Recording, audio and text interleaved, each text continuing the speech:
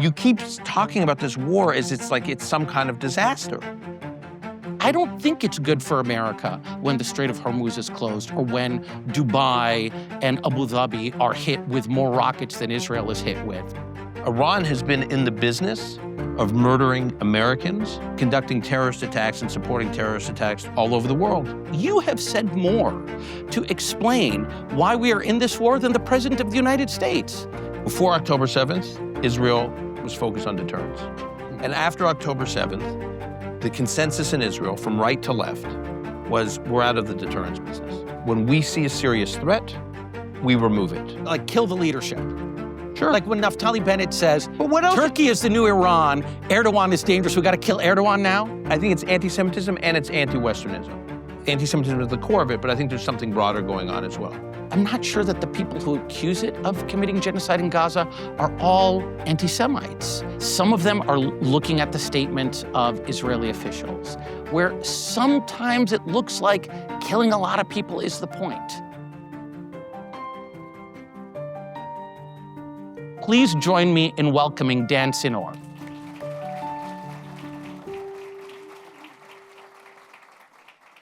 So Dan, you know, typically when I have these conversations with Palestinians or Israelis, I start by asking them about their families, in part because I want to remind everybody that people who are talking about this are all people with real personal stakes in what's happening. And I actually recently, you know, you're an American, I'm an American, but I recently learned that your mother lives in Jerusalem. How is she? She's good right now because she's in New York City. She was on the, I think was the last flight out of Israel before the war started. She left 2 weeks ago. 2 weeks. Wow, 2 weeks ago tomorrow. The 1 a.m. flight Thursday night.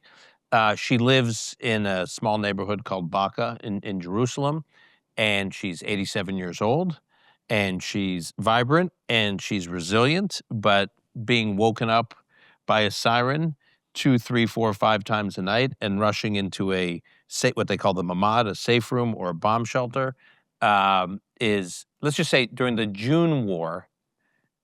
She may see this now, so I have to be careful, you know. But during the June war, my sister, who also lives around the corner from her in Jerusalem, had to have conversations with her, saying, "No, Mom, the fact that you're tired is not an excuse for not getting out of bed when the siren goes off." Yeah. Okay, and that you'll, you know, and so this was a constant back and forth we had with her. Like, it's not like the rockets and missiles that land at 3 p.m. when she's up and about are more dangerous than the ones that land at 3 a.m., right? You got to move for all of them. So as the buildup was occurring for this war, we persuaded her to come to New York during the war, and so she's with us. So she's, like I said, she's doing fine.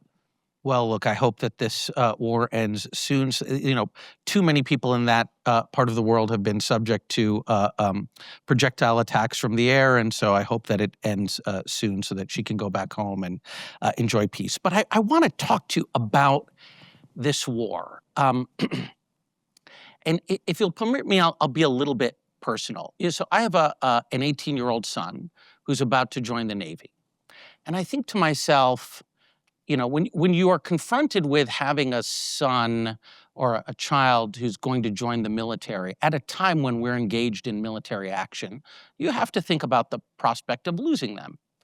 And I think to myself, you know, if I'd lost a son, say, in World War II, I could tell myself a story by which that really was a worthwhile sacrifice, you know, died fighting fascism, etc.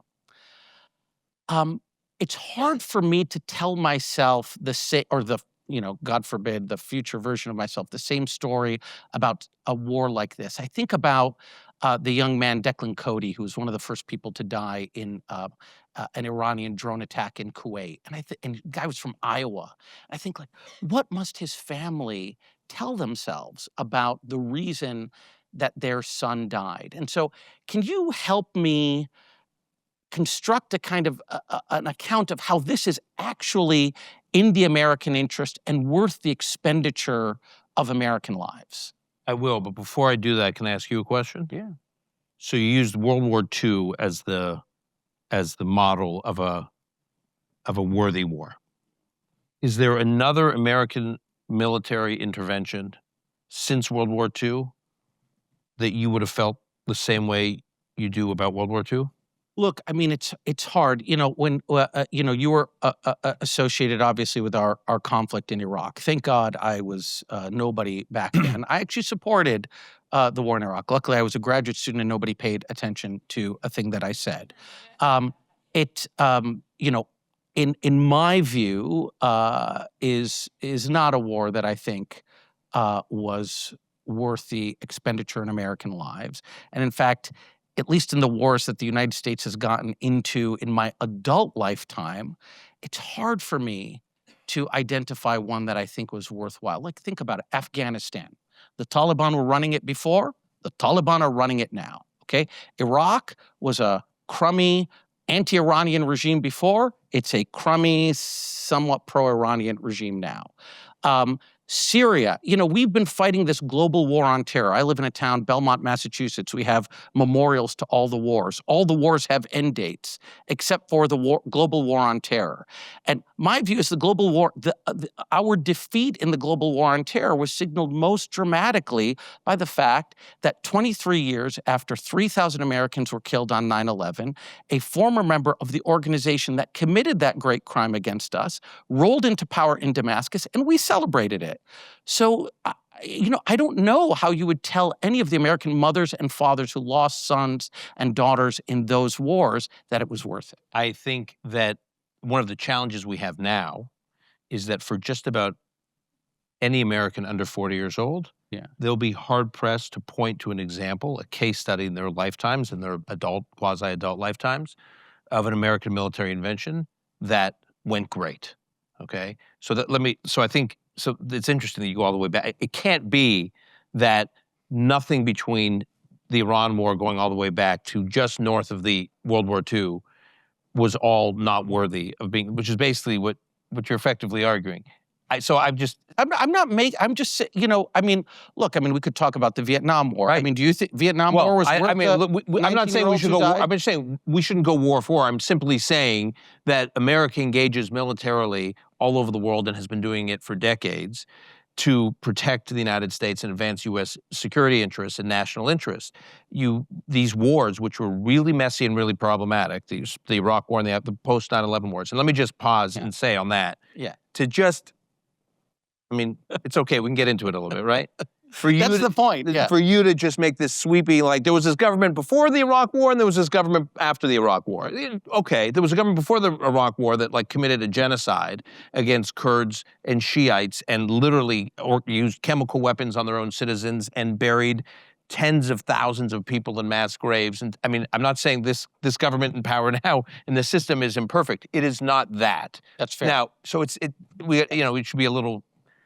I just want to No, that's totally fair. Okay. Secondly, we fought wars after 9/11 to make sure that there was never another 9/11 again. Now we can debate whether or not those wars were necessary to prevent another 9/11 from happening, but that was why we were engaged the way we were. That was the global war on terror. Yeah. And the reality is, thank God, and I hate saying these things, there has not been a 9/11 or anything comparable to 9/11 since 9/11, and there's a variety of reasons why. But so it's not just like, oh, what did we get for it? I mean, you can make the argument that we got a lot for it.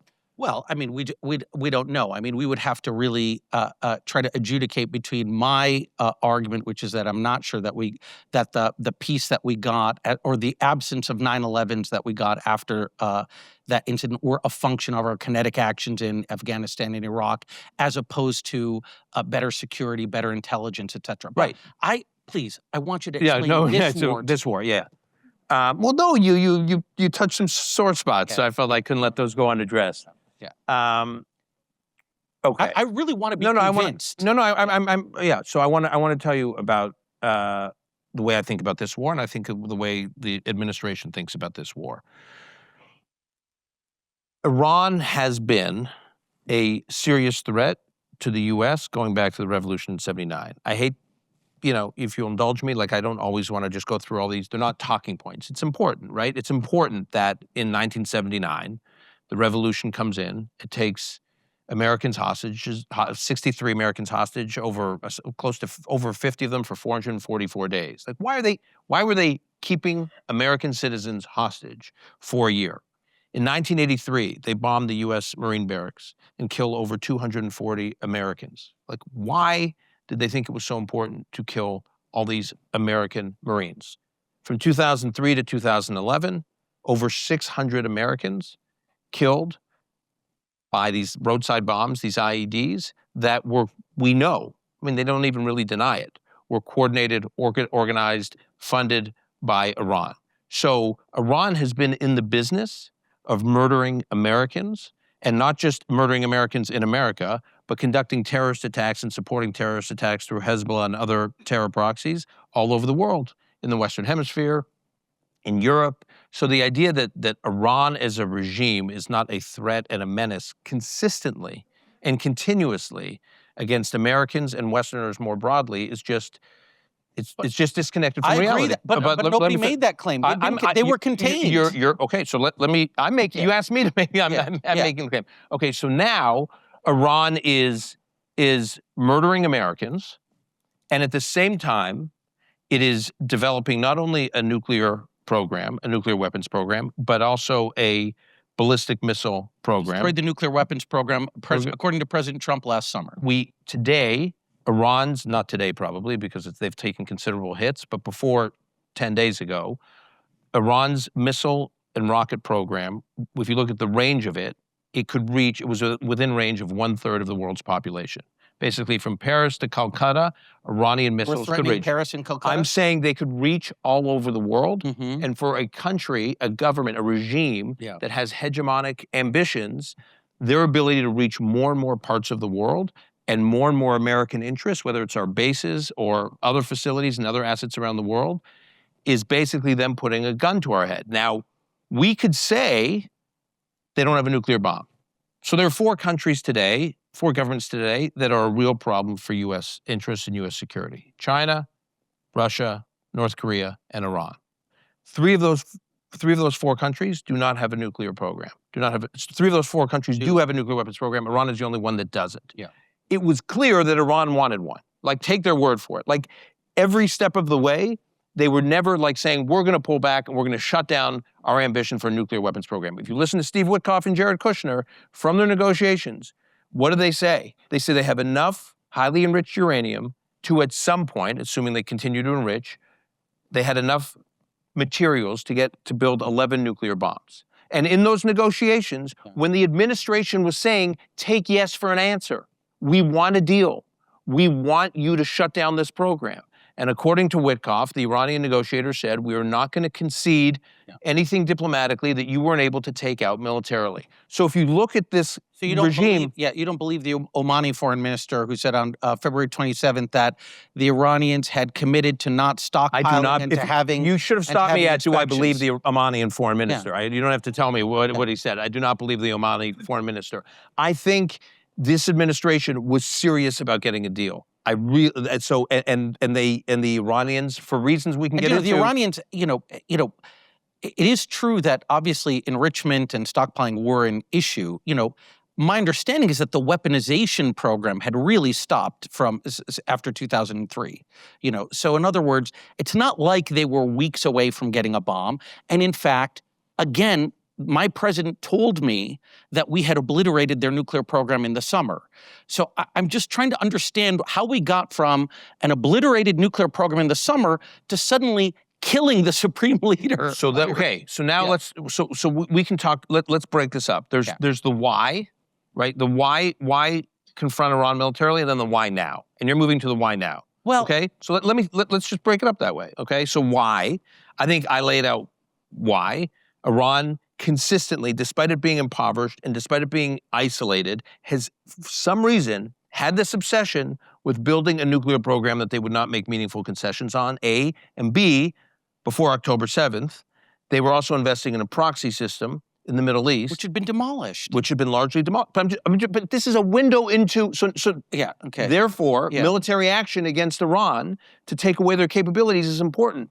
That you're saying it had been demolished. It already right. happened, yeah. Right, but my point is, they clearly have this ambition to build military, both conventional and unconventional capabilities, to wreak havoc in the region, to put pressure on U.S. interests, to threaten our interests, to threaten our own people. And here there were signs that they were trying to rebuild their nuclear program. The administration is going to go to great lengths to, at the time, many people, including me, were concerned that they were going to agree to some version of, JCPOA 2. And for some reason, the regime would not fold. They would not say, we're going to shut this program down. They would not say, we're going to stop trying to rebuild proxies in the region. So you tell me, what's that about? Why won't the regime let up, even when they're isolated, even when they're impoverished? What's going on there? Well, so I don't know the details of the negotiation, but here's what I do know. Again, I know that our president told us nuclear program is destroyed. I know for a fact that Hezbollah and the proxies were basically destroyed, right? So, it doesn't mean that Iran wasn't a threat. It doesn't mean that bad Iranian leaders want to do bad things. It just suggests that maybe we didn't need to, eliminate the entire leadership of Iran and plunge us into a war that now really is threatening the entire Gulf. So, and by the way, for which our president has not articulated a clear rationale. By the way, you have said more to explain why we are in this war than the president of the United States. If in fact what you're saying is that is really right, why you brought me? What, someone just tell me. So I guess, you can frame it as a why now question, but I still think it's a why question. I think, and by the way, Marco Rubio and Mike Johnson gave us a why. They said, we knew the Israelis were going to hit them, and consequently, we also knew that they were going to retaliate directly against us, so we had to get involved, which makes it sound like we got into this war thing because... was a little garbled. It was Mike Johnson said the same thing. No, I know, in the but same I bet words. he's not speaking for the... Yeah, but Rubio... So it makes it sound like we got dragged into this war by let's just stay on this for a second. So I believe at some point, if you believe the regime's behavior is not going to change, there's nothing between 1979 and today, including who is now in charge of Iran. There's no sign that there's any intention to de-escalate or stop or stop pursuing this messianic ambition. I mean, messianic. Look, they're terrible, but we should not jump from the data of their behavior to an interpretation about what's driving it. It's a country that wants to be hegemonic. Their interests are not aligned with ours. Let's stay there for a minute. The fact. You think they're committed to their own survival at all costs? Everybody is. So if you kill, what do you expect when we had a negotiation that failed. We instantly killed their leadership. What do you expect them to do? Of course they're going to pop off. But they have to increase the costs on us of an action like that. Yeah. And I guess my question is, if I were an Israeli, I would think, what is my interest? My interest is to destroy this regime, to make it impossible for them to fire rockets on me. I really don't care about what comes after, whether you have an Iranian democracy, whether you have a failed state there. It really doesn't matter for me as an Israeli. But as an American, we have a more encompassing interest, right? And the fact of the matter is, we need to guarantee the free flow of oil. We have allies in that part of the world. We have a major non-NATO allies in that part of the world.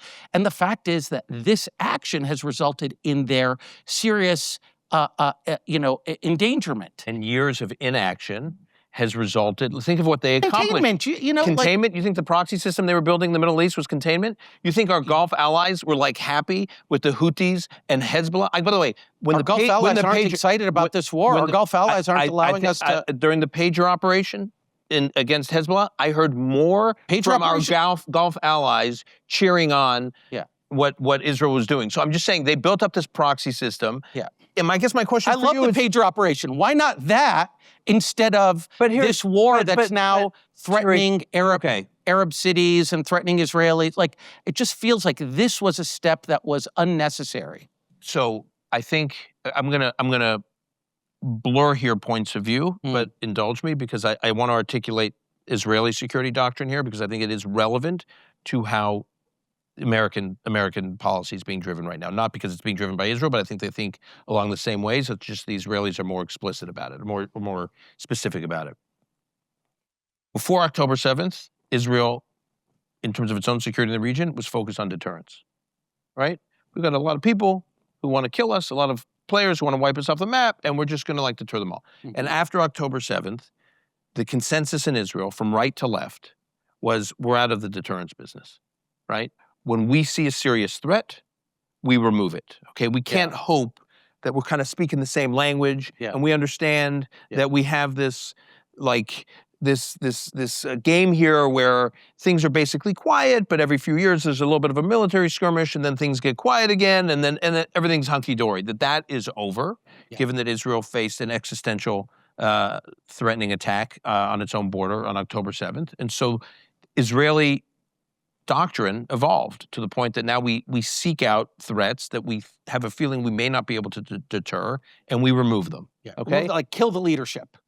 Sure. Like when Naftali Bennett says, but what else? Turkey is the new Iran, Erdogan is dangerous, we got to kill Erdogan now? I just want to understand the Israeli I don't, first of all, if I've done two things here today, if you think, one, I've delivered the case for Iran on behalf of the President of the United States, and you now think I'm going to declare that Erdogan is a marked man, I'm not going to do the second. I don't think, Turkey is a problem. We can get into it for Israel. Turkey is not the problem that the Houthis, Hezbollah, Hamas, the Assad regime, and Iran is.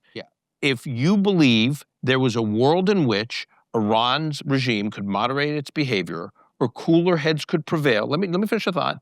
If cooler heads could prevail within the Iranian regime that would change their behavior, I'm all ears. Have not seen it since 1979.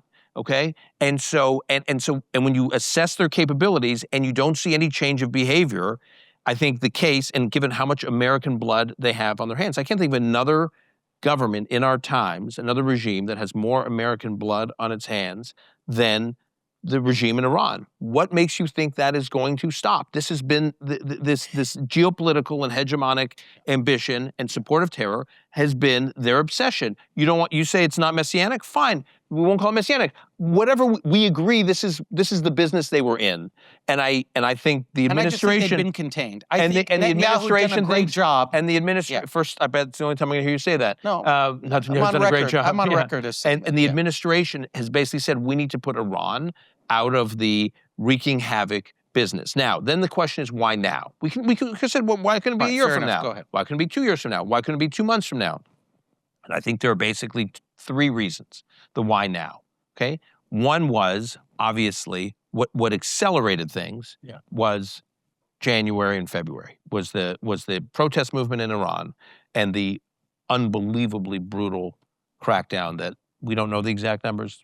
It's estimated over 30,000. Obviously, I'm sure. We're doing this to liberate the Iranian people? Let me finish. Let me finish. I said three. So that accelerated things, meaning the whole world got focused on the slaughter of Iranians, including the administration. Okay, and so that was a factor. It led to the president making certain threats and drawing certain red lines about that he was not going to tolerate the slaughter of Iranians, certainly at that scale, and so that was a factor. Two, I do think there was this increasing concern about Iran's missile production capability, which is considerable, and the speed with which Iran was producing missiles, this is not the nuclear stuff, but just producing these missiles that are flying all over the Middle East right now, was happening at a much faster rate than anyone in the West or Israel was producing the interceptors to protect against that. At some point, is Iran in a situation where it can look around and say, contain me from what? I'm sitting, the number of missiles I have, as I said, that can reach 1/3 of the world's population, eclipses the number of interceptors you, the West, has. So who's containing who here? And that concern, I know, was of increasing alarm to security military planners and over here. And then the third point is, I did an episode of my podcast about this. This is out there. I think we'll learn more about it. Yeah. The Israelis and the Americans were made avail of some intelligence that created an opportunity to take out the leadership in a very surgical strike. It wasn't, mass civilian collateral damage. They could take out these 40 officials, these leaders, including the supreme leader, on a Saturday morning in 1 hour in a very surgical operation. And so, which one of those inputs was the actual accelerator? It's hard to know. Yeah. But I think it's a swirl of those three things. But I think once you arrive at it's just a matter of time before we're gonna have to deal with Iran one way or the other. Yeah. Then we're debating about when. And you, I think, would have been just upset and posing the same question to me, 1 year from now or 18 months from now as you are now. I think you're frustrated that we're doing it, which is okay. I am frustrated we're doing it this way. Like, look, I mean, this is a country that I thought we were negotiating with. Like, look, I have no love for Iran. Iran is one of the most avid killers of Sunni Muslims on the planet. Like, but this is a country we're negotiating with. Negotiation wasn't going well. You're making the case that Iran was building up some conventional capabilities that were very dangerous. And I think, you didn't mention, but the drone program also very dangerous. So, like, I can imagine a world in which we start hitting the nuclear production, the missile production facilities and the drone program. I guess the point is that when we also do this thing, which, again, very on brand for the Israelis, but not really so on brand for us. Like, President Reagan in 1981 issued an executive order saying we don't do political assassinations. When we assassinate their leadership, you're kind of starting at the very top of the escalatory ladder. You're virtually guaranteeing that the Iranians are going to respond in the way that they have. And that's a way that, frankly, for the American, let me just finish the point, Dan, that for the American interest, it's not so obvious to me. Like, I don't think it's good for America when the Strait of Hormuz is closed or when Dubai and Abu Dhabi are hit with more rockets than Israel is hit with. Like, part of the thing we want, right, is to promote, stability in that part of the world. We want to promote these friendly Arab governments who are liberalizing and becoming more modern and progressive. And this puts all of that at risk. And, I'm not the only one who thinks this. Like, why do you think it is the case that those governments are not allowing us to launch military strikes from their territory? Like, so I guess that's the point. I could, again, totally see us doing something short of the, assassination and, all-out war that we've engaged. Like, why not a more I just want to targeted? understand your position. So you're okay then with my why. Yeah. You're even okay with my why now. You're just the how is kind of icky. Because I think it's not just kind of icky. I think it resulted in a level of response that we wouldn't have seen if we had done something more targeted. Okay, so that's one way to think about it. Another way to think about it is if this war is going to be relatively quick and successful from the U.S. perspective. What is successful? Well, we'll get to that. But if I will. Let me come back to it. If we meet our objectives with relative speed, it may be because we totally disrupt the leadership and the command and control and the decision-making within their security apparatus, one. And so when you have 40 of these leaders in one place in the center of Tehran on a Saturday morning and the opportunity to take them all out, a miracle, a complete miracle that they have not figured out how to use Zoom. And so they're all there. And we can take them out. Does that actually accelerate the speed of this war? I mean, there are many in the Pentagon who argue that we've completely jammed up Iran's ability to conduct this war. A. Yeah. B, you keep talking about this war as it's like it's some kind of disaster. I'm not saying it's not going to be messy. I'm not saying there aren't going to be setbacks. And I'm certainly not saying there aren't going to be surprises, including some we've experienced. But on balance, what we've accomplished so far is extraordinary. And I actually think we are making tremendous progress in this war. Again, there will be twists and turns. But you saying that we've just like thrust ourselves into, we're already in Quagmire mode, basically. And I'm just not there yet. I think one of the many problematic legacies of the post 9/11 wars is we tend to think of military intervention in a very binary way. And it's either do nothing, hunker down, or Quagmire, or endless wars. And you're saying we have a third way here. We do. Yeah. We do. And we're actually watching it. And that third way may be being made possible in part because we've so disrupted their leadership and their ability to make decisions and their command and control. And so when you say symbolically it was so terrible to take out the supreme leader, whereas American military planners may say, we've just made this war a lot more winnable because we've injected chaos into their decision-making loop. Yeah. And then the last point I'd make. And now we've put every other country that we're negotiating with on notice that if the negotiation doesn't go our way, we might kill you, right? That's this new theory of American conduct in world affairs, right? You made that leap. I would not make that leap. Okay. And the last point I would make is if we hope at some point for there to be the Iranian people rising up in some way, similar to what they were doing earlier this year. Yeah. The likelihood of them doing it, Yeah. one would think, goes up if they believe the regime is weak and wobbly. And part of what I think is impressive about what the U.S. and Israel, and now others, including some of these Gulf states, are doing, is not only are they targeting the weapons capabilities, so the missiles, the drones, the air defenses, they're taking all that out. So that's very important. Yeah. Sort of phase one and then blurring into phase two is really taking out the instruments of the regime's repression, the besieged security forces, the IRG security forces. And so if those security forces, if Iranians see the people who have been doing the killing and the torturing of Iranian civilian life over the last 4 decades, if they see those people getting killed, and those people are wondering, wait, do I want to stick with this or do I risk getting killed? Does that potentially change things up where the Iranian people can kind of join this effort? You're not seriously worried about the risk of a failed state? In any military action, that is a huge risk, absolutely. But I think that, again, I think there's something in between. But it's worth it. Like, in other words, because the alternative was, again, like what I'm proposing to you is a contained Iran where we're maybe mowing the lawn every few years, we're attacking, but we're avoiding the prospect of a failed state that becomes a serious problem for decades for our Gulf allies. And you're saying, doesn't matter, the risk is worth it. Yeah, I'm saying that a failed state and all that goes along with it, including, I mean, it's even worse than a failed state. It's like a whole system collapsing and possible civil war would be a disaster.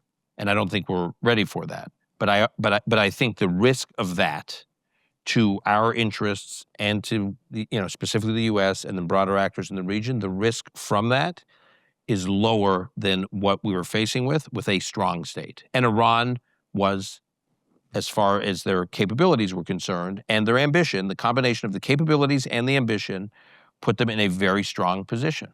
You correctly, I think you're right when you said, Tarek, you're already in Quagmire mode. Like, we're only a few days into this, right?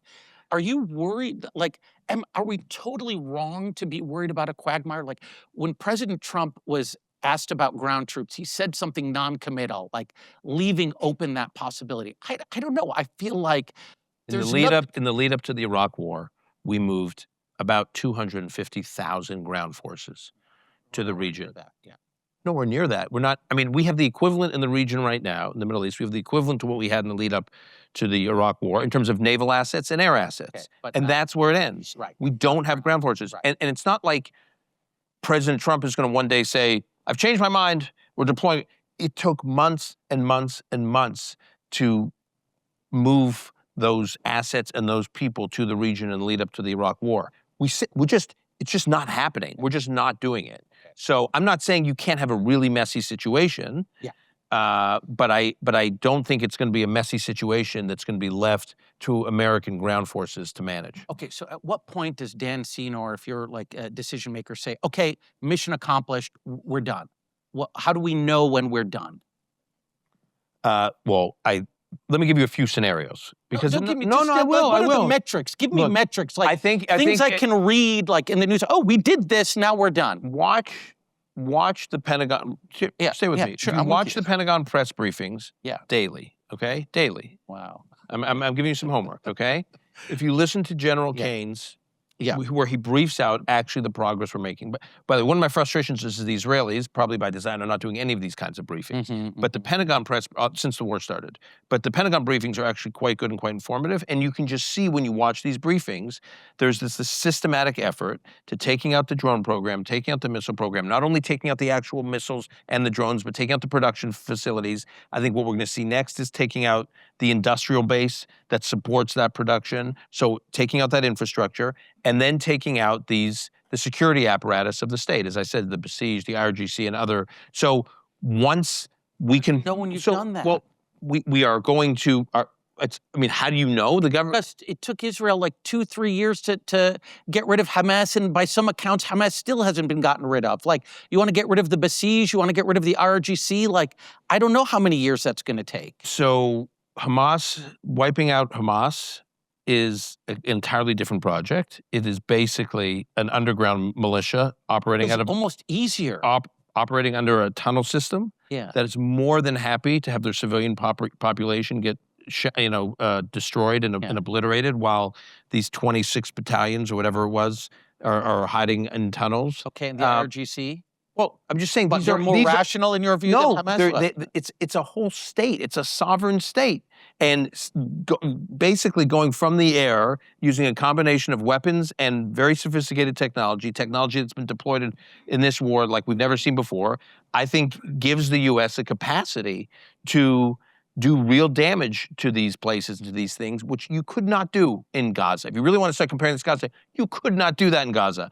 I mean, do we need an unconditional surrender? Like, can we declare victory without the unconditional surrender that President Trump said he needed? Yeah. Yes. And I think if we wipe out, if we seriously degrade Iran's weapons and defenses, weapons capabilities and defenses, and their production capacity, and probably their industrial base that supports it. Yeah. And we get that highly enriched uranium, that 400 kilograms of highly enriched uranium, which we think is in Isfahan. If we get that out, this will be pretty impressive. And I think time frame, you think like this is a matter of weeks? I mean, I don't know. Right now, I think it's ahead of schedule. Okay. So, but I'm just not read into enough to tell you, is this 5 weeks, is 6 weeks, is it 3 weeks? 5 months, right. Right. I would be shocked if we are in this months from now. Okay, interesting. All right. Shocked. Okay, very good. All right. So look, let's get off this, because Have I convinced you? You always convince me, Dan Senor. I don't want to spend too much more time on this, but this is thank you for helping us see this through your eyes. So I actually want to talk about sort of bigger issues here, and you are one of our, most sophisticated analysts of Israel. I mean, I think the book that you co-wrote, Startup Nation, it really captured something true and worth noting about Israel, aside from, we spend a lot of time talking about the Israel-Palestine conflict, and we didn't spend enough time really thinking about the economic miracle that had managed to be created there. So great, you really are, you've done a great service in helping us think about Israel, and you're a very strong defender of the special relationship between the U.S. and Israel. But it's clear now in 2026 that fewer and fewer Americans share your view about the importance of that special relationship. There's a Pew survey that was done recently says about half of Americans have an unfavorable view, and this is a particularly acute problem among young people.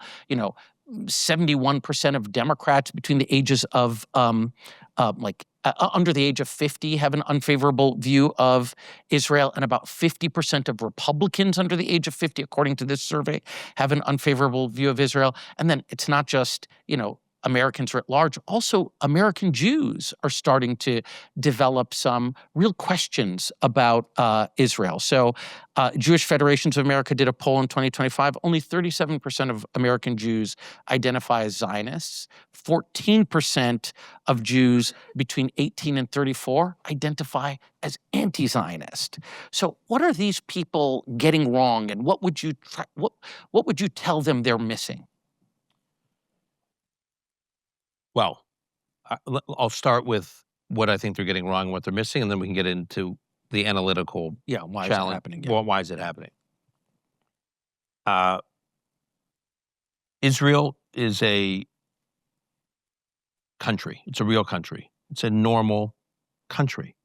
It's a normal country that is a democracy. It is a normal country that is a democracy that lives in a very dangerous part of the world that is under extreme pressure in a way that virtually no democracy I can think of has had to navigate in terms of, so a normal country in a very dangerous neighborhood who, as we've seen over the last 2.5 years, in this particular case, have been fighting a war on multiple fronts,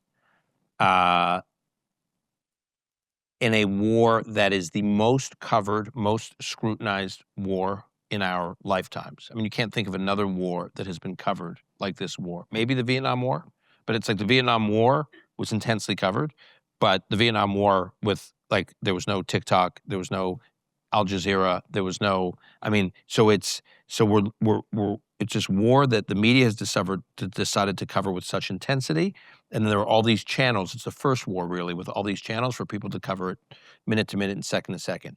In that context, does every decision that the Israeli government make sense? No. Yeah. Does that mean Israel gets everything right? No. Does that mean that the Israelis are always, quote unquote, innocent? No. No country at war is ever, once they get drawn into war, once they have to defend for their survival, they're not innocent of every disagreement or everything that went wrong. And it's always mistakes. They make mistakes. Okay, so that's what you get when you get a real country that is fighting to hang on to its democracy every single day and to sustain it and have it flourish. That is under siege for its survival on multiple fronts. You have a country that is making mistakes and not doing everything the way those critics of Israel in Paris or Brussels or Ottawa or Cambridge would prefer Israel do things, but because of this scrutiny, everything gets this outsized attention. And so my response is, Israel's a real country, and they got attacked, and they're under siege, and so they're fighting for their survival. And are you saying, critic of Israel, that the standard is they have to get everything right under those conditions? Is that really your standard? Because if that's true, you have to apply that standard to every other country in the world, and you don't. So you hold Israel to a different standard.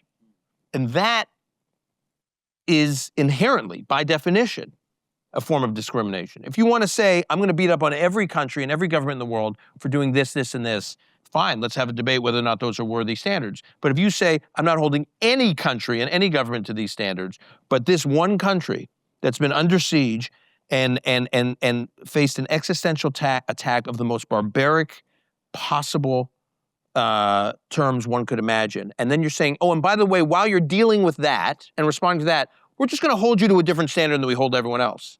Mm-hmm. I put the question back to that critic, like what is behind that? I'll give you another example.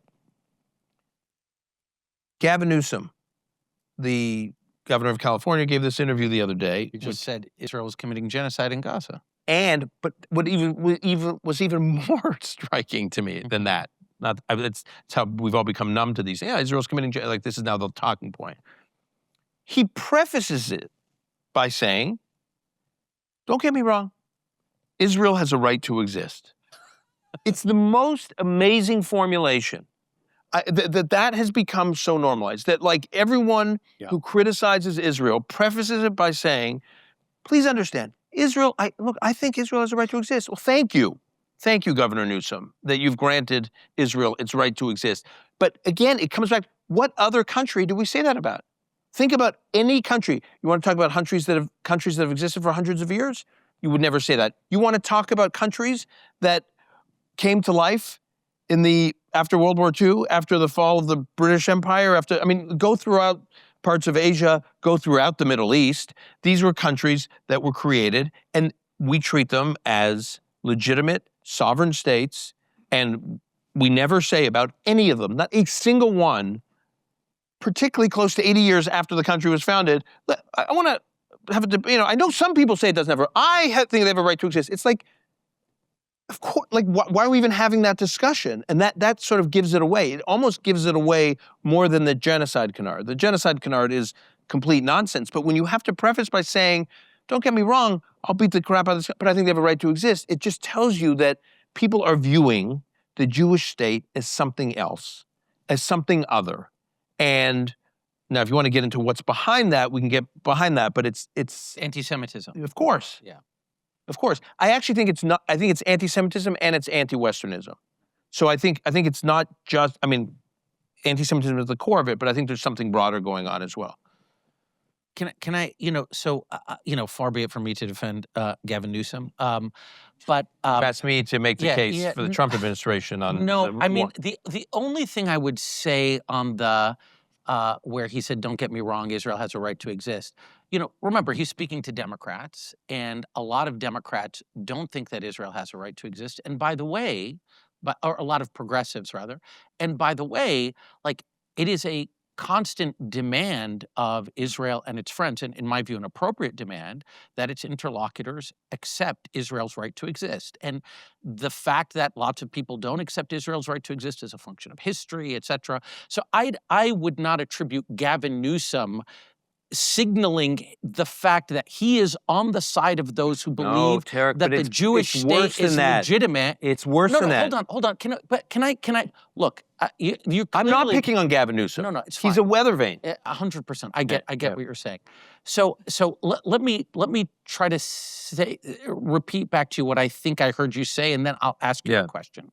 So, you're pointing out that a lot of people are holding Israel to a standard that they don't hold other countries, and that Israel is fighting a war for survival, and in a war for survival, sometimes there are mistakes and excesses, and to go from to give the Israelis any benefit of the doubt, to go immediately to accuse them of the crime of crimes, genocide and other crimes like apartheid, can only be explained by the fact that these people are driven by a deep animus towards Jews, because there are other countries that presumably are doing similar things and are not getting treated similarly. Is that basically the? Yeah. Okay. Can I just ask the question? So interestingly, Harvard last year added to our bullying and harassment policy a definition of anti-Semitism, and from the International Holocaust Remembrance Association. And one of the not association, but I can't remember the exact Institute for IHR. International Holocaust, IHRA. Yes, but what's the A? Alliance, not association. And they list sort of examples of anti-Semitic discourse. And one of them is holding Israel to a standard to which you would not hold other democracies, which I thought was a very telling line. It wasn't that, I hold Israel to a standard that I don't hold Iran or China to. Of course I would hold Israel to a higher standard. It is a democracy. It is a Western democracy. It is an alliance with which it's an ally with which I have a very special relationship. So I think holding it to a standard that we wouldn't hold other democracies, I think, is the right question. And here, I don't know other democracies that are engaged in, a decade-long occupation of another people. I don't, the war in Gaza, which again, like you're gonna accuse me of what you just accused Gavin Newsom of. I totally think Israel had the right to defend itself, and it has the right to exist. There you go. But there he goes. But you can be forgiven for thinking. And by the way, I don't think that Israel is committing genocide in Gaza. But I also am not sure that the people who accuse it of committing genocide in Gaza are all unremitting anti-Semites. Like some of them are, looking at the statements of Israeli officials, where sometimes it looks like killing a lot of people is the point. Okay. You know, there was a former Israeli intelligence official who last summer was reported by Channel 12 as saying, like, you've got to give the Palestinians a Nakba. For every one that they kill of us, we've got to kill 50 of them. Doesn't matter if it's children. You know, you had, Prime Minister Netanyahu's famous statement about the Amalekites. I think he was referring to Hamas, but lots of people think that he was referring to all Gazans. And we know what happened to the Amalekites. Men, women, children, and even their livestock had to be killed, right?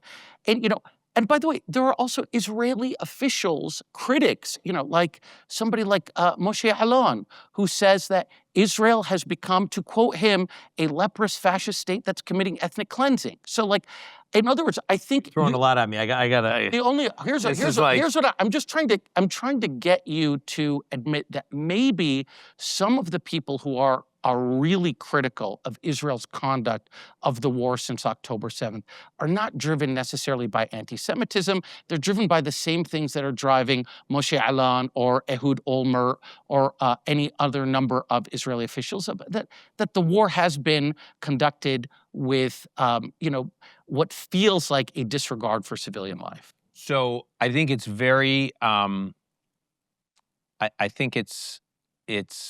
I'm not saying you're being unfair. There's so much I want to respond to. I just got to keep track of this. Okay, hold on. Okay, I think I don't think you're being unfair, but I think it is unfair to when a country's at war and it has within the population a handful, and I mean a handful, of critics of the way it's conducting the war, to cite those individuals. I'm not saying you're, but just there's this thing as saying, aha. Boogie Alon is not a. But let me tell you this, okay? Overwhelming, like over 90% of of the population of Israel, from right to left, supported what Israel did in Gaza and are supporting the war now in Iran. It's overwhelming. The consensus, I let you go, let me finish. The consensus was wide, all right? The number of Israelis that participated in the fighting of that war, you had about somewhere between 315 and 330,000 Israelis fought in the war, okay? And that includes soldiers, the standing army, and includes a lot of reservists, people in their 20s and 30s. And these are people who left their jobs at tech companies and left their children at home to go fight and got called up. As a percentage of Israel's population, as a percentage of Israeli society, it was a higher percentage than Americans that fought in World War II, just to give you a sense. This is a war that touched everybody, okay? Everybody in Israeli life. There are tens of thousands of Israelis today, the ones who survived fighting in the war, not the ones who were hit on October 7th, but the ones who were fighting the war, who survived the war, who have missing limbs or no more eyesight or hearing or severe PTSD or all of the above. Okay, so these are a huge part of the country that has experienced this war, suffered in this war, fought in this war, and yet the overwhelming majority of public opinion stands with, yes, we had to fight this war, warts and all. So the fact that you have some officials who are, again, I don't want to. Some of these people are political critics of Netanyahu. I'm not here to be I'm just saying. So they've gripes. You're not responding to my point. I didn't bring them up. Well, you brought them up to say that maybe the criticisms over here are legitimate. Are not driven by anti-Semitism. No, but I'm saying in that country, there's a lot going on with those criticisms. One of those is there's some pretty heated political rivalries going on. I just don't think it's the same thing. I don't think Gavin Newsom and the others who represent where Gavin Newsom are those who've been fighting with Netanyahu politically. I mean, Ehud Olmert, really, has been fighting with Netanyahu for decades and saying the same things about Israel. And so it's not representative, I think, of where Israel is at. I think you were trying to say, well, there are Israelis who think this too. And I'm saying, I have Israeli friends who think this. Like, I don't. Bring them up. Bring them to the Kennedy School. I'll get them on stage. But I guess the point is, I'm trying to get you to comment on, the increasing American unease. Yes. So let's get that. Okay. So thank you. So let's just stay for a minute on Gavin Newsom, and then I'll get to that. And again, I don't want to dwell on Gavin Newsom. Yeah. I think he's representative of something. I don't think this is not about him. What it tells me is, if you look at his career, he's like quintessential finger in the wind politician. And so I'm making your point. This is where the center of gravity in the Democratic Party is right now on this issue. And it's not just progressives, by the way. Yeah. Okay, I think this is where the energy of the Democratic Party is. It's not where the center of gravity is in the Republican Party among conservatives. We can get into that. There's a separate thing going they're on. going in, yeah, the whole Tucker Carlson wing is going in. So you now have Tucker Carlson inveighing against this war, and President Trump has not blinked. There's not a Republican member of Congress that's blinked. There are Republican primaries happening as we speak. You know, there were just primaries in Texas and North Carolina and Arkansas. There'll be primaries coming up in Florida, where races these primary races include candidates who are as critical of Israel as Gavin Newsom was. And guess what's happening to them? They're all losing. They're all losing their primaries. In this entire House Republican majority, you can point to 2 members of Congress, 2, that have used this kind of rhetoric. Okay. Marjorie Taylor Greene, she's gone. Tom Massey is in the middle of a primary. So I think my only point is I think what's going on among Democrats is a much bigger problem. I'm much more alarmed by it. And again, I think what Newsom said is to your point, it's where he's speaking because that's where the party's at. And that I'm really alarmed by that. The last point I want to make is, do you think Zionism is racism? Right. I think Zionism is a form of nationalism, and it's as legitimate as any other form of nationalism. Okay. So in 1975, as you know, there was a resolution yes, that passed in the United Nations calling Zionism racism. Right. Overwhelming majority of member states voted for it. Yes. Over 70 governments voted to say Zionism is racism. Yes. Okay? Now, this was after Israel had fought defensive war after defensive war. It was before not only the Second Intifada, it was before the First Intifada. It was before the First Lebanon War. It was it was prime minister at the time when Zionism was racism was was that? Yitzhak Rabin. Yeah. Okay. Yitzhak Rabin was prime minister, and Israel is a racist state. That the overwhelming majority of the world said that's right. So what we are seeing today, It's just that. this has been going on for a while. This is why people say, oh, it's Bibi, or it's AIPAC, or it's But it wasn't in America or something's before. going on, or something. I mean, that was not the mainstream of American opinion. It was not the mainstream of opinion in the Democratic Party. Yeah. So let me, I tried to offer you one hypothesis, which is simply like, it's a kind of, first of all, these people are not, again, a lot of these people, their criticism of Israel is tied to particular conduct after October 7th. For others, it's tied to conduct during the occupation. And again, you've got to admit, like, you do see images of settler violence, settlers burning down olive groves, etc. Do you think that's what this is about? So Dan, I really it's don't. a hypothesis I'm offering you. You're telling me it's none of that. It's just that these people are driven by an ancient animus against Jews. And I'm saying, like, well, I feel like we don't have a very good test of this, because a lot of bad stuff seems to be happening that is making its way onto televisions, and that people are incorporating into their view of Israel and its conduct. And so here's another, and then I'm going to shut up. Like, another reason why you might expect Americans' views on Israel to change. I was thinking about this when I was a kid. Okay, I was born in the U.S., but I grew up in Saudi Arabia. And I grew up with all of the standard views about Israel, like, that's the Zionist entity, etc. And I remember the first time I saw Abba Eban on television, and I was just shocked and actually a little bit depressed. I was like, oh my God, this is who the Israelis have. This guy who speaks in the Queen's English, brilliant, like, quite admirable. And I was like, you know what Menachem Begin said about Abba Eban? No.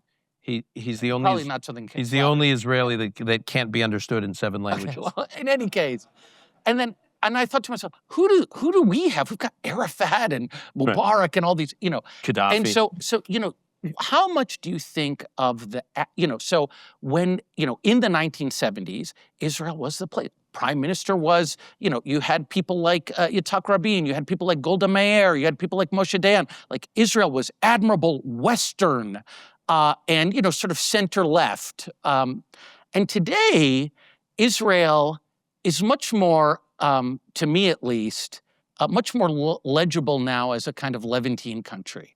I remember after October 7th, you had that guy, I'm blanking on his name, the Druze general, Alian, I think, Ghassan Alian or something like that, who, went on Twitter and he said, Hamas fathat abwab jahannam ala Gaza. And he looked like a WWF fighter, like, Hamas has opened the gates of hell on Gaza and we're going to come at you. And I thought, wow, this is very different from the Israel of Abba Eban and Moshe Dayan, etc.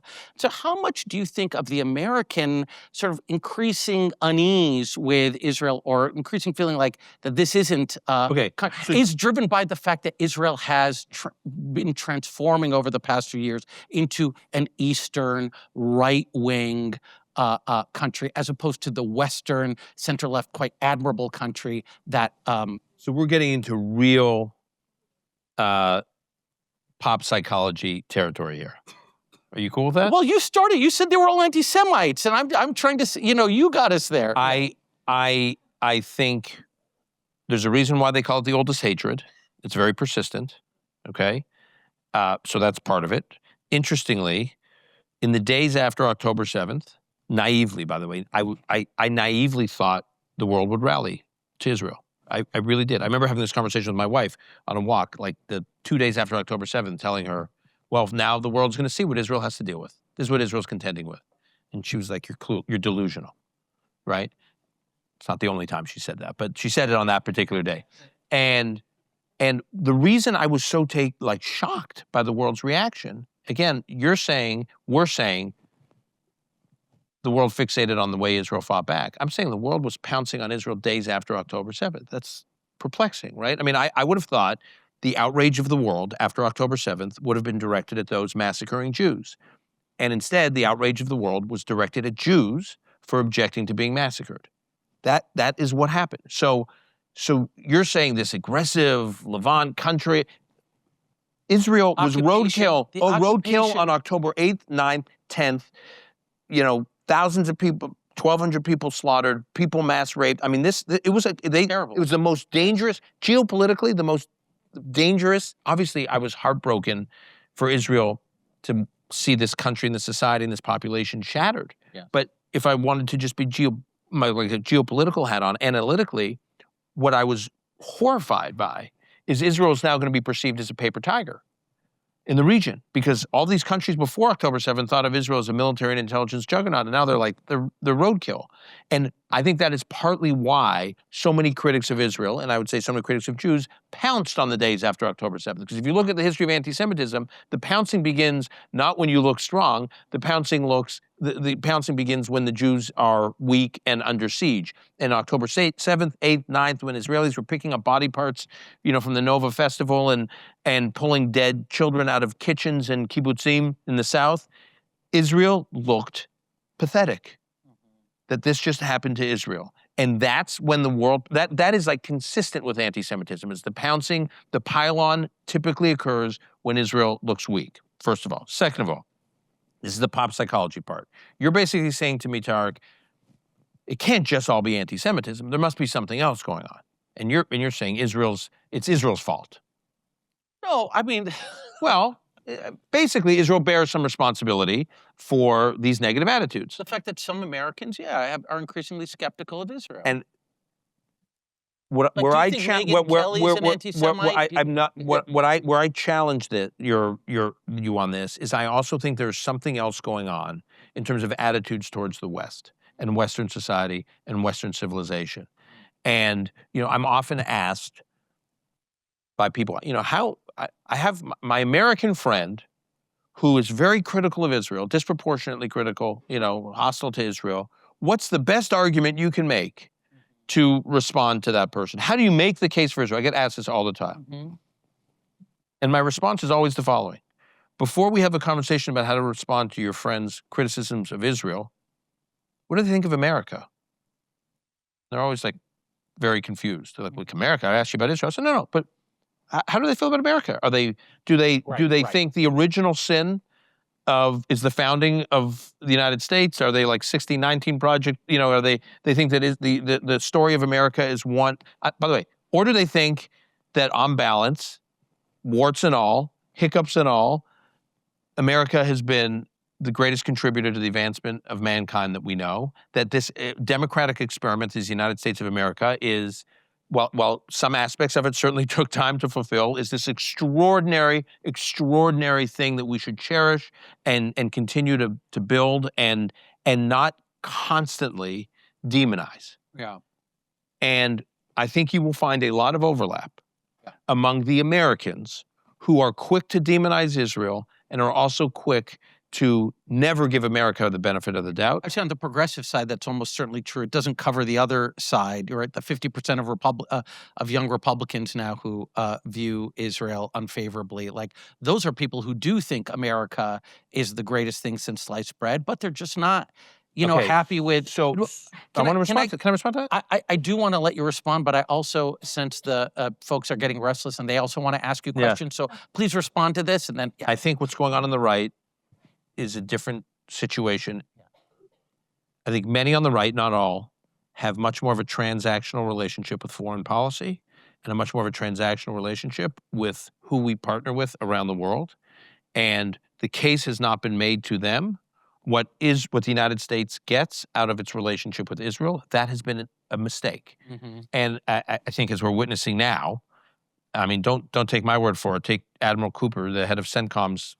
Listen to him talk about what it's like working with Israel. He literally described the other day the United States and Israel's two most powerful air forces in the world. Mm-hmm. It's funny because like one of those countries has like a GDP 50 times the size of Israel's, and he just talked about like they're equal players and the kind of leverage the United States is getting out of this relationship with Israel but this. What we get, I mean, there was someone, I won't mention his name, who's serving this administration, who's very much in this camp, like, of what you're describing. Like, why do we need to be so close to, and the way he talks is it's all about capable allies, right? Like, all I care about, you're talking about allies, you say alliances are important to me. Don't talk about shared values. Tell me about like what we're getting out of the alliance. Capable allies. They will say South Korea is a capable ally. They'll say Poland is a capable ally. They'll say India even is a capable ally. What these people are now seeing in terms of what Israel is contributing to the United States and its partnership is a capable ally on steroids. I actually think there's no other ally America has that can do what Israel can do in terms of its military security, technology, cyber capabilities. So now the question is, how's that explained to those on the right? Okay. I know we got to There's a few other questions, but I want to bring our great audience in. Please introduce yourself and ask a very tight question. Hi, I'm Avi Eisen. I'm a student here at the Kennedy School. Tarek, thank you for bringing the best speakers who are the right people at the right time. Dan, thank you for everything you did since the beginning of the war and in general. I also want to say Pesach is just 2 weeks away, so Chag Pesach Kasher L'Sameach to you and your family. Thank you. It's been my dream to do this, so now you're in the hot seat. It's 10 to 12 a.m. in Israel. It's also 10 to midnight in Lebanon. For those who don't know, that's how we start this podcast. But what time is it in Tehran? Yeah. Not a good time. The question on Lebanon specifically. Last night, Morgan Ortagus was here. She made her first public appearance after she left the administration. And she essentially said what she said when she was in her position as well, which is that the Lebanese government and armed forces are not doing enough to dismantle Hezbollah for their own reasons. Do you think the U.S. government can do more than just point at Lebanon and say, try harder? Can we offer them tools? And can we do it without intervening and changing the very delicate situation within Lebanon itself? Okay. Can we take two questions at a time? So Yeah, a question about Lebanon and then here. Thank you very much for your time. My question is the following, and is about nuclear weapons. In 1992, Netanyahu said that Iran was 35 years away from nuclear weapon, and he repeated the same at the UN in 2009. In 2002, he said in front of the US Congress that Saddam Hussein's ultimate goal was to find nuclear weapons. And he said many times that hostile regimes cannot be allowed to have nuclear weapons. Then my question is, what is a not hostile regime for Israel in Middle East? Will a force like UAE, like Saudi, one day be able to get a nuclear weapon like Israel has? Or it will never be allowed? Thank you. Thank you for the question. Okay, do you get the two questions? Yeah. On Lebanon, it's a fluid situation, obviously. The way I've asked Israelis this question, Israeli security officials, and the way they explain it is we do have to figure out a Lebanon strategy, but so much of it will be driven with the outcome of this war with Iran. In other words, we've got to figure out this war with Iran. Absent a robust regime fueling chaos in the region, dealing with the Hezbollah problem in Lebanon becomes a lot easier. So it's not a never deal with it, but it's Iran is the focus right now. So I can't, I don't know much more than that. I think they view it as like a problem they got to keep swatting at, but it's just not the focus right now. Iran has been a concern of many players around the world beyond Benjamin Netanyahu. The first person to seriously talk about dealing with the Iranian threat was Yitzhak Rabin. One of the rationales Yitzhak Rabin gave for the Oslo Accords, for the Oslo peace process, one of them, not the only one, but one of them was, we got to focus on Iran. That is the biggest threat in the region. And the more we're bogged down with this Palestinian issue, it is a distraction from dealing with Iran. So he said that in the early 90s, okay? So this is an issue in Israel, I think a consensus position from right to left, as I said earlier. You have Israeli some of the fiercest critics of Netanyahu today, Yair Lapid, who's the leader of the opposition in the Knesset, the Yair Golan, who's the leader of the Democrats Party, which is far to the left of Lapid. They're all out there publicly defending what Israel is doing with Iran and saying that Israel needed to deal with it. In fact, some of them from the left are being critical of Netanyahu because they're worried he's not going to go far enough and he's not going to finish the job. So this was not just a Netanyahu kind of the boy who cried wolf situation. And by the way, the IAEA, we can start going through international bodies, also had real concerns about what Iran was up to. So I think it was very much a bipartisan consensus in Israel, or cross-partisan, and it was also a bipartisan view over here in the United States. Go back last couple of years, statements from Congress, statements from administrations from both parties. They may not have arrived at the same solution we are in right now, but they were all saying Iran developing a nuclear program is a serious, serious threat. All right, so I have a question over here. So this actually is as much to Professor as for both of you. But one, I was struck by your saying that you think U.S. policy to the Middle East should be a mow the grass, periodic, take them out approach, which Israel has totally rejected now. And, that used to be their policy. And I think they've totally rejected it now. So that surprised me. I don't know if you want to comment on whether you really meant that should be our strategy. And the other thing in terms of why now, so that was, more earlier in the discussion, why now? The issue is, for example, in Lebanon, you had said Hezbollah was pretty much eliminated in June, but clearly looking at the number of missiles they have not been eliminated. And that's another reason to figure out how to help Lebanon get rid of Hezbollah, which I think is basically Lebanese what they want. So I just wanted you to comment in terms of why now, because I think that has to do with why now. Yeah, certainly the point about, Israel could have, or we could have taken an approach to Iran that was more modest than decapitating leadership and all-out war. That was a point I made. He disagreed with it. So I think, you have no disagreement with him there. So, but the second question, I think, is picking up on the Hezbollah point. Let's take two. Okay. And yeah. Dan Kuritzkis from the medical school. If Tarek's fears come to fruition and we do end up in a quagmire, are you concerned that there will be blowback against Jews, not just in the U.S., but worldwide, that the Israelis, that is, the Jews dragged us into this war, the kind of thing that Hitler was saying before the Second World War?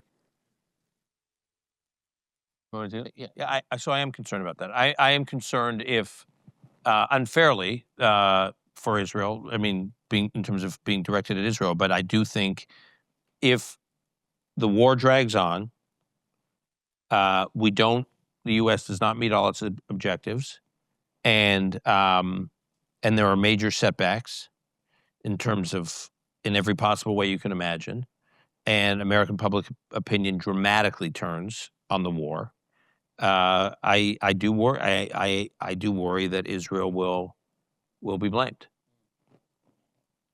Can I ask a question? one thing that we did not really talk about in this conversation, and that's because you had a bad moderator, is the Palestinians. And another theory I might offer for why, again, many Americans are, and including young American Jews. I mean, half of the people who accuse me of being too much of a Zionist happen to be young co-religionists of yours. It's because of the occupation and how long it's gone on. And don't you, it's my view is that it's almost in the American interest, it's in the Israeli interest, it's in the interest of the American-Israeli relationship that occupation get resolved in a way that provides dignity and self-determination for Palestinians. Am I wrong about that? I feel that Israel needs to resolve and reach some kind of accommodation with Palestinians as much today as I have for a very long time, for going back years. By the way, not out of, I will say this is not about, I think we should obviously, it goes without saying, have compassion for Palestinians. But when I make the point that this accommodation in some way needs to be reached, it's not primarily motivated that. It's about the soul of Israel. It's about the soul of Israeli society. Like Israel does not want to live the totality of, God willing, its enduring life, in this situation, in this talk about a quagmire, right? I mean, this situation. So I think it's obviously it's in U.S. interest, because for a variety of reasons, not the least of which is if you're going to get any kind of broader normalization within the region, I do think dealing with the Palestinian issue in some way is necessary. So we can agree on some kind of endpoint where you and I would love to, so get me there. Like what the Rabin process did not work, the Sharon approach did not work, the Omer process did not work, the Barak process did not work. Now you layer on October 7th, and you have the overwhelming majority of Israelis, again, right to left, saying, okay, everyone, it's like a sentiment. It's not even a plan. It's not even a proposal. It's just a sentiment. Israel needs to deal with the Palestinian issue. Okay, we agree. So show me how. And in a world in which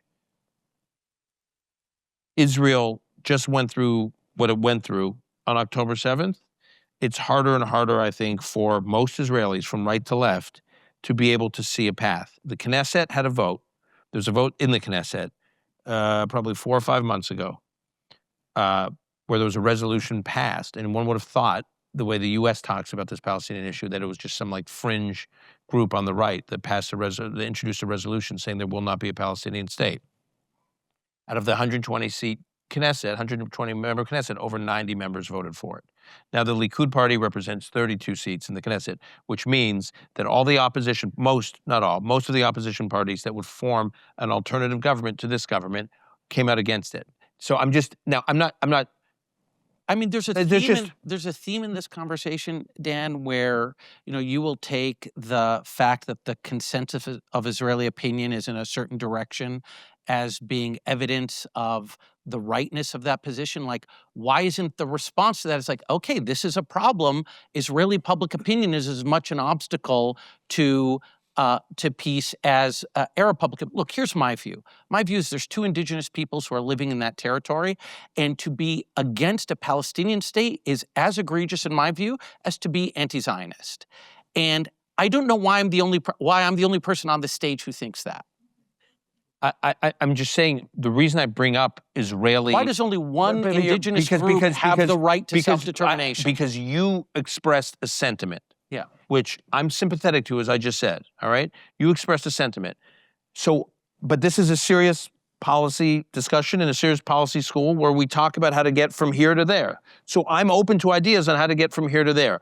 Well, the reason I'm citing Israeli public opinion is because the majority of Israelis are like, we're open to ideas. Like, tell me, but just telling us as though, and therefore, the last 2.5 years have been a mess, and Israel is almost wiped off the map, and we need a Palestinian state. U.S. policy. I'm talking about I'm an American. Yeah. I'm talking about what U.S. policy should be. Yeah. So my view is that U.S. policy should be to promote a Palestinian state, we can fight this war with Israel. We will support Israel in its self-defense against Hamas.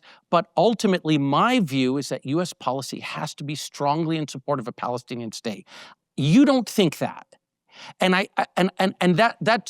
that puzzles me a little bit. I understand it if you're coming from the standpoint of, somebody who is deeply wounded by what happened on October 7th. But if we lift our heads up, Not just deeply wounded. Yeah. This was unlike any war Israel has fought, right? I mean, the worst war for Israel before this was the 1973 Yom Kippur War. Yeah. And a lot of Israeli soldiers were killed in open land areas defending the borders of Israel. On October 7th, the people murdering Israelis were in their kitchens. They were in their kitchens. So it's not just, it's a legacy wound, I'm bitter. These people live the distance from where I live as we from downtown Boston. So I'm just saying it's a very practical. No, 100%. And my view is the amount of pain and trauma that both peoples have suffered. And real security implications. It's not understood. just pain and trauma. Is incalculable. Yeah. And again, as I know you have noted elsewhere, 60,000 Gazans, if not more, have been killed. This has been a war that has been exacted a massive human toll.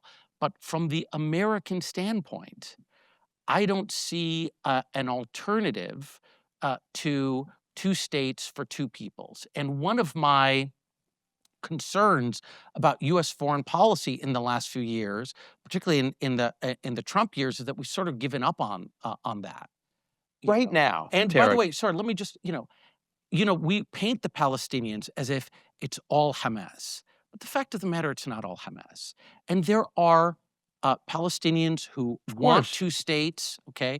And did the Israelis or the Americans help them? When Salam Fayyad was the prime minister in Palestine, did the Israelis actually do everything they could have done to help him? And later, in 2017, you did an interview with Nikki Haley, okay? And Nikki Haley was crowing. Nikki Haley was crowing about, this was, I think for an AIPAC audience, she was crowing about how she is, a strong defender of Israel. And one of the examples she gave is she said, there was a Palestinian who was going to get appointed to a position in the UN, and I stopped it because I wanted the Palestinians to know they don't get a free lunch, okay? The Palestinian was Salam Fayyad, okay? The greatest Arab politician, frankly, the greatest politician, I think, a true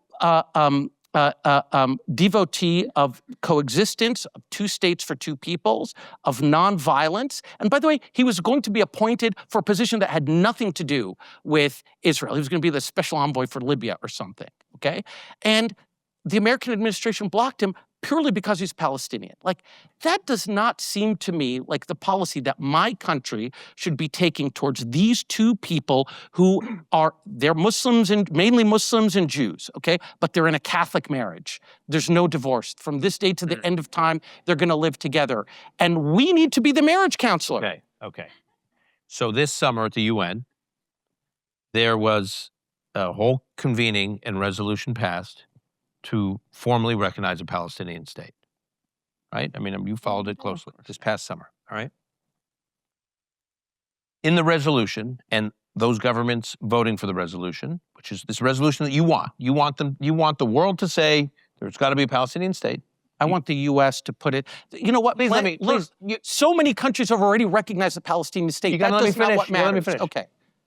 This resolution did not call for Hamas to be thrown out of Gaza and to be disarmed, okay? The Saudi-French plan did, but anyways. And it did, but this is the one that was overwhelmingly voted on and did not call for the hostages to be released. I mean, the UK position was there should be a Palestinian state, and we're not commenting now on hostages being released and Hamas being out of Gaza. So you are right. I am with you that the majority of Palestinians want normalcy and dignity. But the problem is the message of a resolution like that was Hamas is not an obstacle to Palestinian statehood. Hamas is midwifing Palestinian statehood because by voting for this resolution, they are legitimizing the idea that the Palestinians get a Palestinian state and October 7th is their Independence Day and Hamas is the one that made it happen. And oh, by the way, there are over 100 hostages in the tunnels of Gaza that may or may not come out.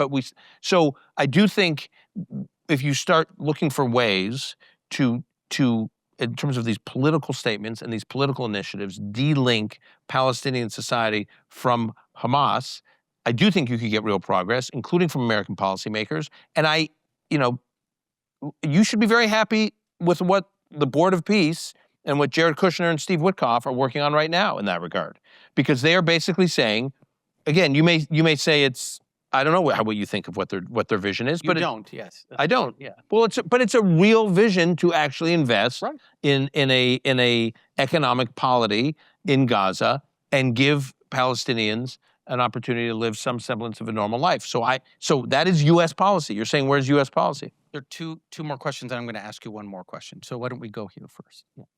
Dan, Tarek, this was very engaging. My name is Andrew O'Donohue. I'm a political scientist here, and I'm worried about a shift towards authoritarianism in Israel. In many countries where democracy backslides, like Hungary or Poland, we see politicians attacking the courts. That's exactly what we've seen in Israel for many years. Are you worried about a movement towards authoritarianism under the Netanyahu government? And if so, what can we do, even during a war, to defend the courts and democracy? Thank you. I think there's a long-standing debate. First of all, I did not agree at all with the way the Netanyahu government went about judicial reform in early 2023. But this is we could do a whole session on this. The role of the courts in Israel, the role of the judiciary, the lack of a constitution in Israel. This is very complicated stuff that has created all sorts of tension on the political left and on the political right in Israel for a long time. And I think people fuse that long-running debate. Objectively speaking, I do think the judiciary in Israel is way too powerful relative to elected officials, and in terms of the way judges are chosen in Israel and the way the Supreme Court is chosen in Israel, where they basically choose themselves. So there have been efforts over the years to try to address this. I think Netanyahu thought he had a real mandate and was like a freight train when his government was formed to tackle this issue. And like in a healthy democracy, he got stopped. Even though he had the majority in the Knesset, he got stopped. And so that has not gone through. I mean, what you were expressing concern about has not gone through. I can't speak to these other countries, but it seems to me in those other countries, when those leaders are racing towards these reform efforts like a freight train and consolidating power in all these ways, they don't get stopped. In Israel, they got stopped. This is not me making a blanket defense of every aspect of Israel's political system and its democracy, but I think lumping it in with some of these other countries, it's apples and oranges. And I do think, and I know we didn't get into it, but there's going to be an election in Israel between now and October. And I think the outcome of that election is going to be a pretty broad-based government, far more inclusive than we have seen from either right-wing or left-wing governments in Israel over the last number of years. And so I think Israeli democracy is actually going to look just fine. One over here. Hi, my name is Ray. I'm an Israeli at the college. I want to ask you about the pro-Palestinian movement, the tide of pro-Palestinianhood in the United States in general. As an Israeli, I've experienced it. I came to the United States 2 years ago, exactly on October 7, and I had the chance since then to speak with many pro-Palestinian members of the movement, presidents, heads of. What troubles me the most is that they were all. I mean, Tarek, you've tried to paint it as something that is driven from a strong moral imperative, but all the conversations I had, none of them spoken about peace, about two-state solution. There was no single protest calling for a two-state solution, calling for Hamas to concede, to return the hostages. How could one decipher this phenomena without concluding that there is something deeper there? There is anti-Semitism, maybe anti-Westernism, and if you conclude that, who's at fault for that? I think it's a question for you. Yeah, look, I mean, I agree with him. Yeah, no, I totally understand that you agree with them. You know, when I talked about the people who are critical of Israel's conduct, I'm not talking about people who are celebrating the taking of hostages. You know, I'm talking about people who actually, the kind of person that you ridiculed, who would preface their criticism of Israel by declaring very clearly that they are not anti-Zionists. They would say, I believe Israel has a right to exist, but I don't like what's happening there. That's what I was addressing my comments to. You know, look, when we come and talk about student activism, you know, this was a question I had actually wanted to, again, pose to you. You know, President Trump says that Harvard is an anti-Semitic far-left institution, you know. And, you know, in my own view, No, Harvard is just, and American universities are just institutions populated by people between the ages, predominantly between the ages of 18 and 22, who are full of the spirit of righteous indignation, who see the world in moral absolutes, but that, I see this, much of the They don't protest. express that to other human rights violations in other governments. But see here, Dan, like again, in part this is because, Israel is our close ally. It is a democracy. And there's a sense that actually what happens at Harvard could influence decision making in Israel. Nobody's going to influence decision making in Damascus or Tehran. And by the way, our government is already putting the squeeze to those places. But with Israel, I think part of the rationale is like, this is a democracy. It's our country has close relations with it. Like that's why these protests are focused predominantly on that country. Again, I'm sure there's anti-Semites. Of course there are. But I guess, I feel like, 1948, Menachem Begin came and visited the United States. Okay. And there's a letter in the New York Times, 1948. This is 3 years after the end of World War II. Okay. It's signed by Albert Einstein, Hannah Arendt, a rabbi named Jezreel Cardozo, who I learned was the first rabbi to perform holiday services in Spain since like 1492. Okay. Very significant people. And they were objecting to Menachem Begin's visit to the United States because he was, the movement that he was associated with and his party at the time, which was, I believe, was called the Freedom Party. They said in this letter would be the program of this party would be familiar to anybody who is familiar with fascism and Nazism. Okay. Now, that was 3 years after the end of the Holocaust. Like, do I think that Albert Einstein and Hannah Arendt and this rabbi and a whole bunch of these other signatories to this letter were driven by anti-Semitism? No, I think they were driven by the fact that, like, they didn't like the Deir Yassin massacre. And similarly, I think, like, for most of these kids who we teach, like, are they driven by the world's oldest hatred? Again, many of them are your co-religionists. Not many. No. I just think you're overstating the numbers. I'm not saying it's zero, Yeah. but I just think there's a tendency, Fair enough. including on By the this way, campus, yeah. where days after October 7th, the anti-Israel rallies always featured like one or two or three Jewish speakers to open up the rally, and then that was the only Jews at the rally. Yeah. So there was like this big, like, see, Jews are with us. Yes, but don't you think that when we label these people who are criticizing the conduct of a country at war, a normal country at war, when we label them as partaking of the world's oldest and vilest hatred, that we just foreclose the opportunities to talk to them and to have any kind of exchange with them, and maybe even to educate them? Like, this whole series was in part driven by the fact that I felt like the people who wrote that statement after October 7th said, we blame Israel for all the unfolding violence. I was like, they really don't understand what's going on. Let's bring a variety of views here so that we can educate the community. But don't you think that by labeling these people KKK members? Well, a lot of them, as you and I talked about earlier today, I mean, I mentioned the First Lady of New York City, who was liking posts in the days after October 7th that referred to the mass rape hoax. So this wasn't just, I don't understand, and I'm uncomfortable with America's selection of its allies and what those allies are doing. This was a level of dark delegitimization of a people trying to survive that I just don't think there's a little bit of a misunderstanding, and they're energetic young people and they just need to be educated. Yeah. It's when students, activists are tearing down posters of hostages. Unconscionable. Well, so that you can't just be like, they just need to be educated. There's something else going on. Yeah, I mean, it was very interesting. There's a movie made about October, so I think it was called October 8th or something, and they interviewed somebody who was doing this, and the person said something like, that they felt that, highlighting the hostages was being done to justify killing Gazans. And there was one of the Jewish women activists who was, putting the posters back up. When she heard that argument, she said, okay, I want to actually have that discussion with that person. Like, she felt like, okay, we are now finally talking about an issue that deserves to be talked about. And I thought that was an incredibly noble sentiment of hers and consistent with this idea in your Yeah. tradition that you have of Machlokhet L'Shem Shemayim. But so I'm going to end on this.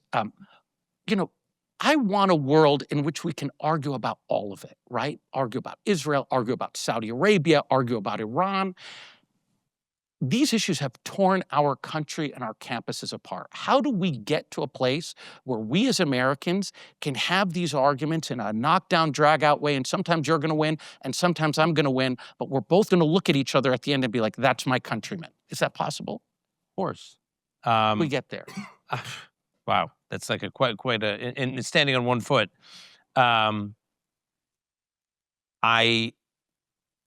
I think what's happened in higher education in the United States, not just at Harvard, but generally across the board, is two problems. This will make some people in this room uncomfortable, but you know, we're allowed to do that. It's the point. There are two inputs here. One input is that the students that you admit to be on the campus, and what are they looking to get out of the campus experience? Are they looking for a real dialogue, or are they looking to build an encampment? Right? Are they looking like what are they? Are they looking for some kind of polarized existence where they're in their own little world and they demonize everyone who thinks differently from them, or they want to be part of a real conversation? So university admissions departments can choose how they select for one versus the other. And the other input is the faculty, right? What happens outside the classroom after October 7th, the encampments, all that, fine. But there's also what's happening inside the classroom. And that's a much tougher problem to solve than actually your selection of students. Because students are, you basically get a new, you can play with the dials and get a different, chemistry of or composition of student body year to year. And over the course of 4 years, you can really change things up. But the faculty is a much bigger problem. And I'm not. Wait a minute. I'm not singling anyone out, but I'm just saying this is a problem, by the way, that's pervasive. Yeah. That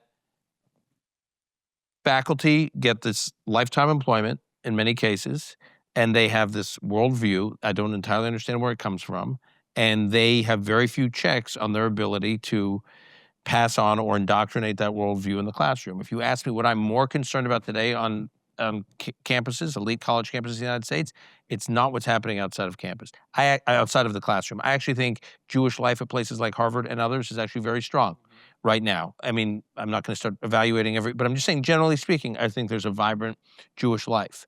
But what worries me, and not just for the Jewish students, what worries me for all the students is how these issues and the other issues we talked about, Western history, Western civilization, the classics, how the American history, how those topics are being taught inside the classroom. And I think that is a much, much harder problem to fix. And unfortunately, without addressing that problem, you don't get what you're speaking to, because a lot of these, the most interesting conversations in this regard should be happening in the classroom. And I worry that they're not. And they're not because the oxygen in many cases is being sucked out of the room, or different viewpoints are being suppressed because of the tone that a tenured professor can set. Yeah. Well, this tenured professor definitely feels that this was wasn't singling you out. No. I mean, No. I feel that this was one of the most interesting conversations that we've had in this setting. I'm thrilled that you were able to come. And the only thing I will ask of you is that you have to come back, because I only got through a third of my questions, and there's a lot more for us to talk about. All right. Everyone, Thank please you. join me in thanking Dax Senor.